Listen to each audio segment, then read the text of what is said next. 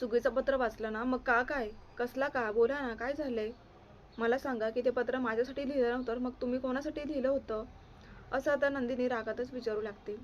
कारण तिला सत्य जाणून घ्यायचं असतं, पण जीवा मनात विचार करतो, की मी आता नंदिनीला प्रश्नही सांगू शकत नाही, प्रश्नाचं उत्तरसुद्धा देऊ शकत नाही आणि काहीच बोलू शकत नाही. त्यामुळे नंदिनी सारखंच विचारते, की बोला ना, आता का तुमची बोलती बंद झाली? नाहीये का तुमच्याकडे उत्तर? कारण त्या पत्रावर खाली जीवा असं लिहिलं होतं, मग ते पत्र माझ्यासाठीच होतं ना. करा ना कबूल, आता का उत्तर नाहीये तुमच्याकडे? तेव्हा आता जीवाला काही समजत नसतं काय बोलायचं. मग नंदिनी पुढे रडायला लागते आणि म्हणते, की तुमच्यामुळे मी माझं म्हणजे अस्तित्व बदललं. मी तुमच्यामुळे डिव्होर्स घ्यायला तयार झाली. तुम्ही जबाबदार आहात. तेव्हा जीवा विचार करतो, की म्हणजे नंदिनीला डिव्होर्स घ्यायचाच नव्हता? Oh shit! असा आता तो पश्चाताप करत असतो. तर नंदिनी म्हणते, की मला आनंद आश्रममध्ये इन्स्पिरेशन मानतात. अहो, मी आजकाल संसार तोडत नाही तर जोडत आले आहे.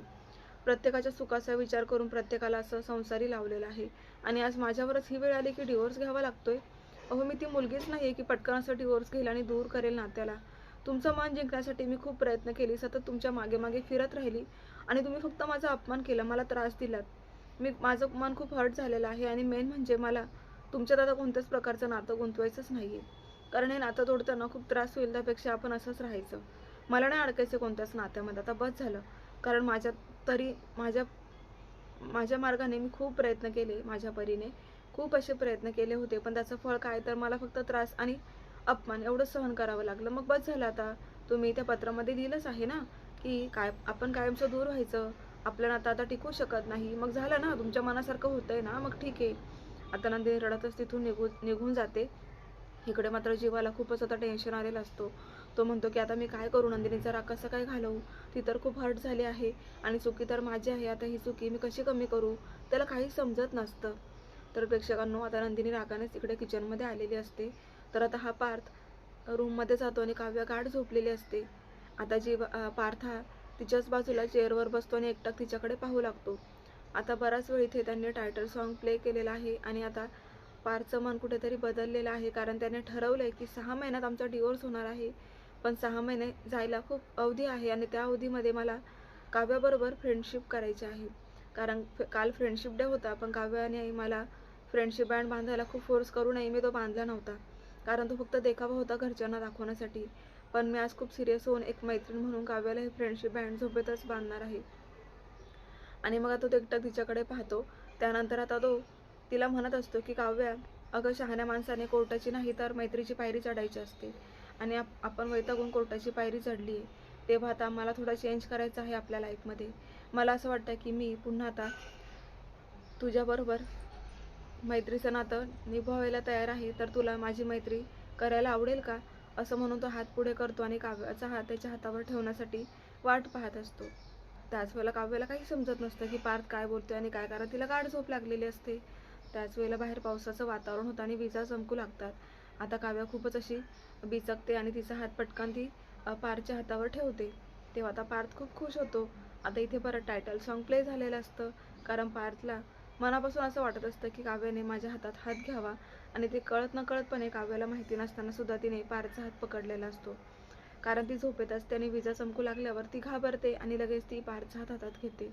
आता पार्थ तिच्या चेहऱ्याकडे एकटक पाहूच लागतो. तो म्हणतो, की मला माझं उत्तर मिळाले काव्या.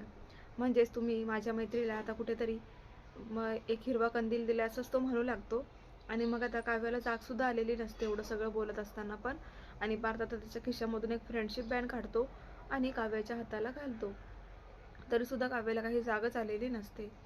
पुढे आता जीवा खूपच टेन्शनमध्ये तिथे पायऱ्यांवर बसलेला असतो आणि विचार करतो, की आता नंदिनीचा राग घालवण्यासाठी मी काय करू? बापरे, मला काहीच कळत नाही, की माझ्यामुळे नंदिनीने डिव्होर्स घेतलाय. आता मी हा गैरसमज कसा दूर करू, हेच त्याला समजत नसतं. म्हणूनच त्याच्यासमोर आता त्याचाच एक आत्मा म्हणजेच एक दुसरा जीवा तिथे आलेला असतो रिक्षावाल्याचा लूक घालून. आणि तो म्हणतो, काय रे भाऊ, काय झालं तुला?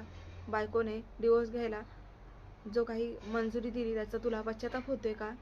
6 महिन्याने तुमचा डिव्होर्स होणार आहे म्हणून खूप त्रास होतोय का? अरे पण चुका तूच केल्या ना. तुला समजलं नाही का नंदिनी कशी मुलगी आहे ते?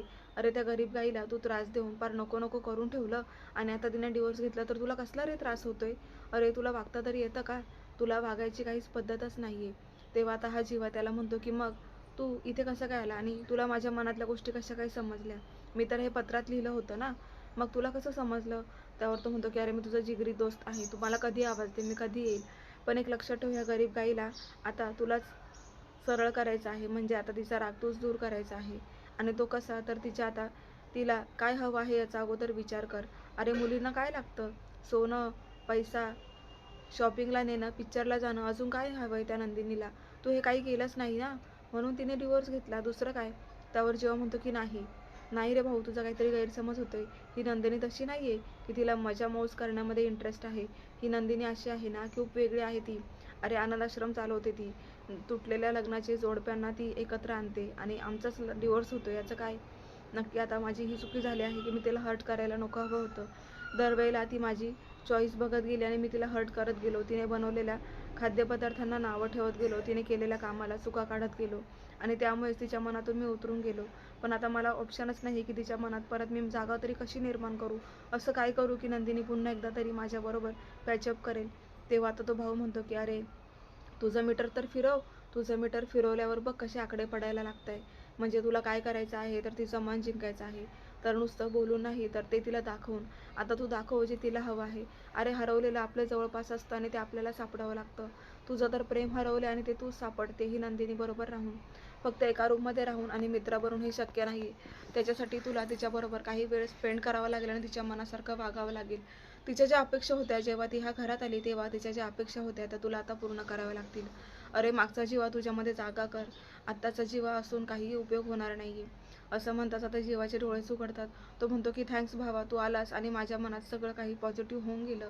आता बघच तू मी त्या नंदिनीला मिळवण्यासाठी काय काय करतो ते. आता इकडे नंदिनी आणि मानिनी दोघी किचनमध्ये काम करत असतात. नंदिनी हा पुरीचं पीठ भिजवत असतात. तर नंदिनी आता मानिनीला म्हणते की आई मग आज काय बेत आहे? तेव्हा त्या म्हणतात की श्रीखंडपुरी. अगं मला ना देवाला नैवेद्य दाखवायचं आहे, म्हणून म्हटलं सगळ्यांनाच आपण आता श्रीखंडपुरीच खाऊ घालू. मग नंदिनी म्हणते ठीक आहे आई. तर आता मानिनी म्हणतात की हे बघ नंदिनी पीठ भिजवलंय, तू पुऱ्या करशील का मग? नंदिनी म्हणते हो आई. मग आता लगेच तिथे जीवा येतो आणि जीवा आलेला पाहून नंदिनीला खूप राग येत असतो की आता इथे कशाला आलाय हा दोघींमध्ये. तेव्हा मानिनी पण म्हणतात की काय रे, तुझं काय काम आहे आता बायकांमध्ये? तेव्हा तो म्हणतो की आई मी आज नंदिनीला पुरी करू लागणार, तू आताच बोलली ना तिला पुऱ्या बनवायचं. मग मी असं म्हणतोय की मी पुरी बनवणार आणि नंदिनी तळणार, मी तिला हेल्प करणार आहे. तेव्हा आता नंदिनी म्हणते की हो काय गरज आहे त्याची, माझं मी करेन, मला नकोय कोणाची हेल्प.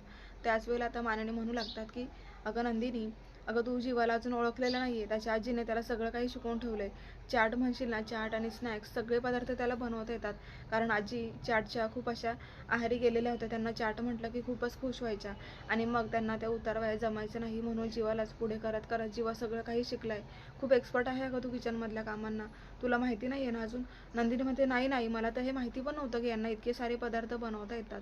मग जीवा म्हणतो की बघच आज मी काय काय करतो ते. तेव्हा आता मानिनीला पाहून जीवा म्हणतो की आई तू जा बाहेर, आता मी नंदिनीला मदत करेल. तेव्हा मानिनी म्हणतात की काय, तुला काय वाटतं का रे आईला हकलतोय? तेव्हा जीवा म्हणतो की अगं आई तसं नाही ग, मी म्हटलं आईला दमायला होईल ना, म्हणून तू आराम कर आणि मी नंदिनीला मदत करेल. आता मानिनी हसतच बाहेर निघून जातात. तेव्हा आता नंदिनीच्या एकदम बाजूला जीवा उभा असतो आणि तो तिच्याकडे पाहून म्हणतो की हे बघा मी आता पुरी बनवतो आणि तुम्ही तळून घ्या. त्यावर नंदिनी काहीच रिस्पॉन्स देत नसते, कारण आता तिथे बघायला मानिनी नसतात. ती आता त्याला परत इग्नोर करू लागते. त्याच वेळेला आता पुरीचं पीठ आता लाटून एक अशी मोठी पुरी त्याने बनवलेली असते आणि तो म्हणतो की बापरे काय मस्त आकार आला, एकदा बघा तरी नंदिनी.